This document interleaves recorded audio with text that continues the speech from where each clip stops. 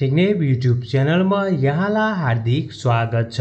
म पविन्द्र तपाईहरुकै युट्युबको दुनियाँको साथी। यदि हामीले आज नेपालको अपडेटको बारेमा कुरा गर्यो भने त्यस्तो खासै अपडेट त छैन, बट छैन भन्दा पनि आज नेपाली बजारमा केही पनि कुरा चाहिँ लन्च भएको छ। तर चाहिँ एउटा चाहिँ एकदमै राम्रो न्यूज र चाहिँ एउटा चाहिँ नराम्रो न्यूज पनि रहेको छ। सबैभन्दा पहिला हामीले यो कुरा नराम्रो न्यूजकै कुरा गरौँ, किनकि मलाई चाहिँ खासै त्यसको विशेष लागेको छैन। यदि हामीले चाहिँ रुमर्सहरुकै कुराहरूलाई मध्यनजर राख्ने भने सामसङको चाहिँ एफ सिरिजको मोबाइल जुन चाहिँ आज इन्डियामा लन्च भएको थियो, सामसङ ग्यालेक्सी F23 एकदमै बबल मोबाइल रहेको छ। यो मोबाइल चाहिँ नेपाली बजारमा चाहिँ लन्च हुँदैन भन्ने कुरा पनि आएको छ र इन्डियामा चाहिँ एकदमै राम्रो प्राइसमा उनीहरूले चाहिँ लन्च गरेको छ। प्राइस अनुसार यो मोबाइल चाहिँ मलाई पर्सनली पनि मन परेको, जसमा तपाईहरुले चाहिँ स्न्यापड्र्यागन 750G को प्रोसेसर देख्न सक्नुहुन्छ। 120 हर्ट्जको यसको रिफ्रेश रेट रहेको छ। चाहिँ सामसङ पे सबै फिचरहरु चाहिँ यसमा रहेको छ। 17-18 हजार रुपैयाँ चाहिँ इन्डियन बजारमा लन्च गरेको छ, बट नेपाली बजारमा चाहिँ यो आउँदैन भन्ने कुरा पनि आएको छ।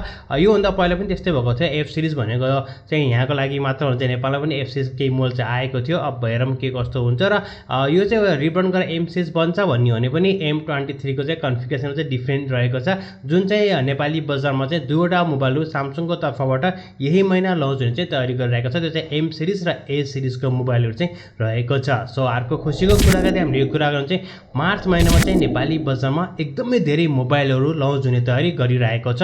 हुन त अब Xiaomiकै कुरा गर्यो भने चाहिँ Redmi Note 11 Pro चाहिँ पहिले फेब्रुअरीमा चाहिँ लन्च हुन पर्ने र आजसम्म पनि लन्च भइसक्न पर्ने, तर चाहिँ आई डोन्ट नो एक्ज्याक्टली के रिजन हो उनीहरूले नेपाली बजारमा लन्च गरेको छैन। बट हाम्रो यो कन्फर्म भइसकेको छ कि यो महिना चाहिँ हामीले चाहिँ दुईवटा मोबाइल देख्न सक्छौं भन्ने कुरा पनि आएको छ। यसको साथसाथ पोको चाहिँ अहिले लन्च भएको Poco X4 Pro र Poco M4 Pro पनि हामीले नेपाली बजारमा चाहिँ देख्न सक्ने छौं। भनेपछि यो महिना चाहिँ हामीले एकदमै धेरै चाहिँ मोबाइल देख्न सक्ने सम्भावना रहेको छ। या रुमर्सकै कुराहरूलाई मध्यनजर राख्ने भने लास्ट टाइम पनि त्यस्तै कुराहरु चाहिँ आएको थियो। यसको साथसाथ हामीले चाहिँ माइक्रोम्याक्सको जुन छ माइक्रोम्याक्स इन हैन 2 नोट भन्ने त्यो पनि हामीले चाहिँ नेपाली बजारमा चाहिँ देख्न सक्ने छौं। र सबैभन्दा खुसीको कुरा चाहिँ के छ भने चाहिँ Realme युजरहरुको लागि सायद चाहिँ Realme नेपालले चाहिँ हामी टेक युट्युबरको चाहिँ कुराहरु सुनेको होला, किनकि तपाईं थाहा छ 2-4 जना हामी साथीहरु हुन्छौं जसले चाहिँ सधैँ Realme कै बारेमा भन्ने कुरा गर्छन् कि उनीहरुले चाहिँ आफ्नो मोबाइल नेपालमा लन्च गर्दैन भन्ने कुरा चाहिँ अब चाहिँ Realme ले दरसमा चाहिँ अलरेडी नै हैन एउटा चाहिँ हिङ दिइसकेको छ। छिटै नै तपाईले चाहिँ Realme 9 Pro Plus लाई नेपाली बजारमा चाहिँ देख्न सक्नुहुनेछ। एकदमै छिटै नै देख्न सक्ने चाहिँ सम्भावना रहेको छ र दरसमा चाहिँ अलरेडी नै एनाउन्स पनि गरिसकेको छ। भनेपछि अब सायद हामीले चाहिँ नेक्स्ट वीकमा चाहिँ देख्न सक्ने चाहिँ कुराहरु चाहिँ एकदमै आएको छ र यो चाहिँ एक्सक्लुसिभ रूपमा चाहिँ दरसमा लन्च हुन्छ भन्ने कुरा पनि आएको छ। सो एकदमै बबल न्यूजहरु चाहिँ हैन त्यहाँबाट रहेको छ। चाहिँ एकदमै धेरै मोबाइलहरु चाहिँ हामीले चाहिँ यो महिना चाहिँ देख्न सक्ने चाहिँ सम्भावना रहेको छ। चाहिँ मार्च र अप्रिल भनेको छ हैन, मार्च र अप्रिल भनेको चाहिँ हेरौँ चाहिँ मार्च र अप्रिलमा कुन मोबाइलहरु नेपाली बजारमा चाहिँ आउने छ। अर्को अपडेटको चाहिँ हामीले कुरा गर्ने भने चाहिँ सामसङको तर्फबाट रहेको छ। सामसङ ग्यालेक्सी S22 अल्ट्रा को जुन चाहिँ अनबक्सिङ रहेको थियो त्यो चाहिँ गिनिज बुक रेकर्ड गरेको छ, जुन चाहिँ सामसङले अफिसियली रूपमा गरेको छ अनबक्सिङ। अलमोस्ट भनौँ न 1820 कस्टमरको अगाडि चाहिँ उनीहरूले चाहिँ अनबक्सिङहरु गरेको थियो। यो चाहिँ सबैभन्दा ठूलो अनबक्सिङ रहेको कुराहरु आएको छ र गिनिज बुकमा पनि रेकर्ड भएको कुरा चाहिँ सामसङले चाहिँ जनाएको छ। चाहिँ एकदमै ठूलो चाहिँ अनबक्सिङ गरेको छ। र अर्को अपडेट पनि रहेको छ सामसङकै सामसङ चाहिँ एउटा चाहिँ डिफरेन्ट तरिकाको चाहिँ मोबाइलको कन्सेप्टमा चाहिँ काम गरिरहेको छ, जुन चाहिँ जी मा आउँछ सामसङ ग्यालेक्सी जी, कसैले जेड भन्छ म जी भन्छु क्या, जी जुन फिल्ड छ नि तपाईले चाहिँ यहाँ हेर्नु नि, यहाँ तपाईले थाहा पाइ सक्नुहुन्छ। यसको चाहिँ नयाँ चाहिँ हैन प्याटर्न चाहिँ उले रेजिस्टर गरेको छ, हेर्दाखेरि चाहिँ बबल लागिरहेको छ र चाहिँ यो मोबाइल पनि छिटै उनीहरुले चाहिँ लन्च गर्छ भन्ने कुरा पनि आएको छ। सो नयाँ प्याटर्न आएको छ चाहिँ पी शेप भन्ने कि के शेप भन्ने हैन, डिफरेन्ट तरिका चाहिँ फोल्ड हुन्छ क्या, यस्तो यता ट्याक्क फोल्ड हुने खालको चाहिँ। सो यसको चाहिँ प्याटर्न चाहिँ उनीहरुले चाहिँ रेजिस्टर गरेको छ।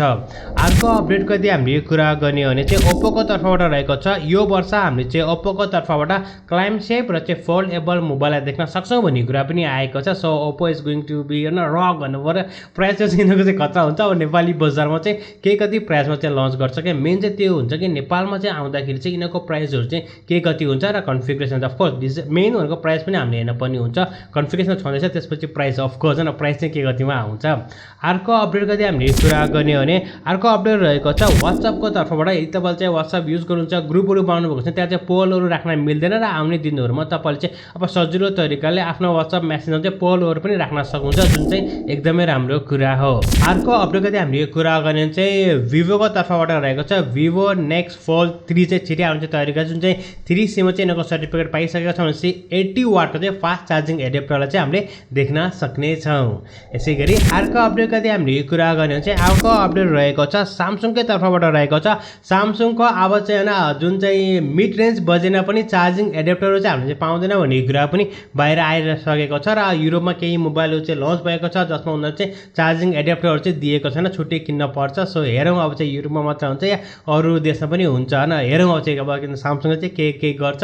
यसको साथसाथै सामसङको चाहिँ एउटा मोबाइल रहेको छ, I believe it's M series हो क्या, ए सिरिज हो क्या, A53 हो कि आई फर्गट द नेम।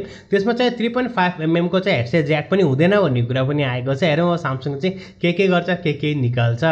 यसै गरी अर्को अपडेटको चाहिँ हामीले कुरा गर्ने हो चाहिँ अर्को अपडेट रहेको छ एसुसको तर्फबाट। एसुस ROG Shift PG329QW को चाहिँ गेमिङ मोनिटर चाहिँ उनीहरूले चाहिँ एनाउन्स गरिसकेको छ। WQHD रहेको छ, चाहिँ बब्बाल मोनिटर उनीहरूले चाहिँ गरेको छ। 32 इन्चको चाहिँ यो मोनिटर रहेको छ र प्राइसको चाहिँ हामीले कुरा गऱ्यो भने चाहिँ अब युरोपमा चाहिँ बब्बाल प्राइसमा राखेको छ, नेपाली बजारमा चाहिँ उनीहरूले चाहिँ कहिले चाहिँ लन्च गर्छ। र रिफ्रेस रेटको चाहिँ हामीले कुरा चाहिँ 125 हर्जको चाहिँ रिफ्रेस रेट चाहिँ यसमा रहेको छ। अब हामीले कुरा गेमको बारेमा चाहिँ हामीले कुरा गर्ने हो चाहिँ तपाईँले अलि अझसम्म पनि आजको डेटसम्म सजिलो इपिकबाट चाहिँ 2वटा गेम र एउटा DLCलाई चाहिँ तपाईँले चाहिँ फ्रीमा प्राप्त गर्न सक्नुहुन्छ। यसको साथ स्टिममा जानु, स्टिममा चाहिँ 2-4वटा गेमहरू चाहिँ रहेको छ। सो इन्जोय गर्नु होला। हामीले पनि आफ्नो गेमिङ च्यानल चाहिँ भिडियो चाहिँ अपलोड गरिरहेका छौँ। तपाईँलाई चाहिँ हाम्रो गेमिङ च्यानल के कस्तो लाग्छ त्यहाँ गएर एकचोटि भिजिट गर्नुहोस् र कमेन्ट सेक्सनमा चाहिँ कमेन्ट गर्न सक्नुहुनेछ। र मलाई लाग्छ तपाईँहरूलाई आजको भिडियो मन पर्यो होला। यदि भिडियो सम्बन्धी कुनै पनि सल्लाह या सुझाव कृपया हाम्रो कमेन्ट्समा कमेन्ट गर्नुहोस्। यदि तपाईँ हाम्रो च्यानलमा नयाँ आउनुभएको छ र डेली टेक न्युज नेपालीमा हेर्न मनपर्छ भने चाहिँ हाम्रो च्यानललाई सब्सक्राइब गरी साथमा रहेको बेल आइकनलाई क्लिक गर्न पनि नभुल्नु होला। यसको साथसाथै तपाईँहरू चाहिँ कुन चाहिँ मोबाइलको वेटिङमा हुनुहुन्छ हाम्रो कमेन्ट सेक्सनमा चाहिँ कमेन्ट गर्नु होला। पोकोको 2वटा मोबाइल आउँदैछ, Xiaomi आउँदैछ, यसको बाद Realme आउँदैछ, अनि चाहिँ हामीले चाहिँ माइक्रोम्याक्सको मोबाइललाई पनि यही महिना देख्न सक्छौँ। सो तपाईँ चाहिँ कुन चाहिँ मोबाइलमा चाहिँ वेट गर्नुभएको छ।